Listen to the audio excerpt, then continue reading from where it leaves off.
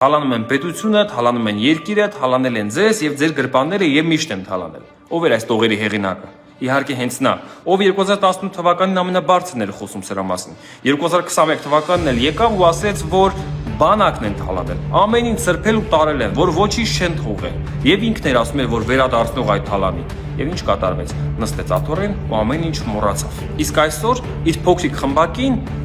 падգամավորներին 3 միլիոն դրամ պարգևավճար է տալիս։ Ինչի համար, որ իրեն հավատարիմ է մնացել իր ստախոսությամբ։ Երևի մեկին կանչել է ասել է, որ դու պիտի ազգի մեջ բաժանարար գծեր ստեղծես, ապրես, քեզ 3 միլիոն գնա։ Հիմա մյուսին եմ կանչում։ Երևի թե այդպես է արել։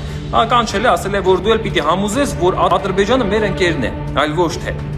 Դու էլ հեռացիր, քեզ էլ արժանի 3 միլիոնը կտան։ Այսպես պարգևավճարներ է բաժանում։ Ինչի համար։ Սա թալան չէ, իհարկե թալան է։ Եթե պետությունից ամեն մեկին իր ստախոսության համար 3 միլիոն է տրվում, սա հստակ ձևակերպված թալան է։ Բայց երբ որ Սամվել Կարապետյանը դուրս գա, նրանք էլ չեն կարողանա թալանել, որովհետև գեղեցիկ կերպով կհեռանան։